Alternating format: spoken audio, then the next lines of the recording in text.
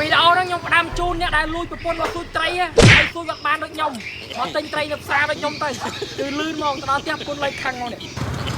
đây nè tray tray tray tray tray bơ này đây ôn ơi đây xong tôi xui tray thân này này tôi bàn cho anh sao đấy bà thằng ở đây giờ cầm làng chặt môi mà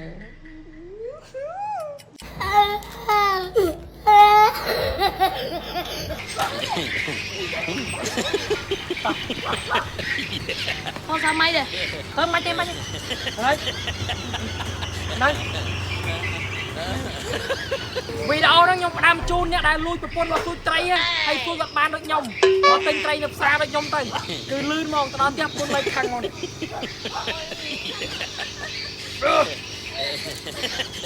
còn lắc ba đây con thay cho tôi tray đây đó mui à đang tray bên đây đây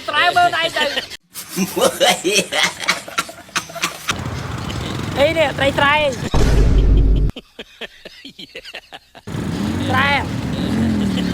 bên đây đây tray bên đây đâu bao nè tray mui nè thôi á tray bên đây đây អ្នកឡាក់គេខ្ញុំសំដែងតែខ្ញុំមិនមែនសំដែងទេ បងប្អូនអើយមកដល់ផ្ទះហើយចុងយើយស្រែសតអូនអើយអូននេះធំមកហូនេះគេត្រីស្រែនេះជួយបានមិនមើលនេះស្រែសតហ្នឹងត្រីស្រែធំមកណាស្រែមើលឯងទៅអូយបងនេះពេលយើងជួយត្រីបានប្រពន្ធលៃខឹងហើយជួយមិនអូស្រែមើលឯងទៅគឺប្រពន្ធខ្ញុំលក់អនឡាញបងប្អូននេះតំណាងកំណត់សម្រស់នេះកំណត់សម្រស់តំណាងចែកចាយហើយថ្ងៃនេះគឺប្រពន្ធខ្ញុំលក់បានតំណាងចែកចាយនៅខេត្តសៀមរាបត្រូវអត់អូនបាទថ្ងៃហ្នឹងគាត់យកឈុតធំបងប្អូនណាគាត់យកចំនួន2ឈុតបងប្អូនបាទយក2ថ្ងៃ2ហ្វូ2ស្រោ2និយាយរួមទៅប្រពន្ធខ្ញុំរងថ្ងៃគាត់នៅរៀនក៏គាត់មានសមត្ថភាពក្នុងការរកលុយទៅរៀនខ្លួនឯងនិងជួយដល់គ្រួសារត្រូវអត់ជួយដល់ម៉ែឪនិយាយតាបងប្អូន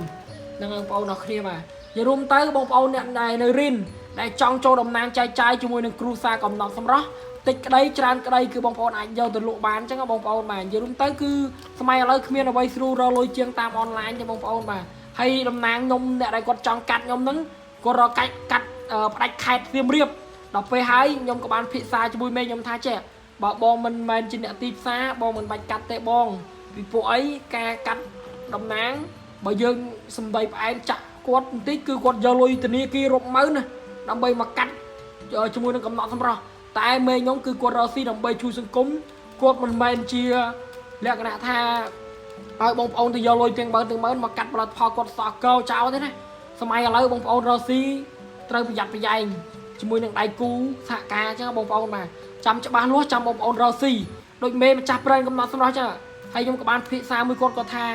អូឥឡូវឲ្យគាត់យកទៅលក់ប៉ុណ្ណឹងសិនទៅបើសិនជាគាត់លក់ដាច់ចាំឲ្យគាត់យកមកថែមបន្តិចបន្តួចទៀតអញ្ចឹងបងប្អូនបាទនិយាយរួមទៅបងប្រុសគាត់ទឹមស្គាល់មេខ្ញុំ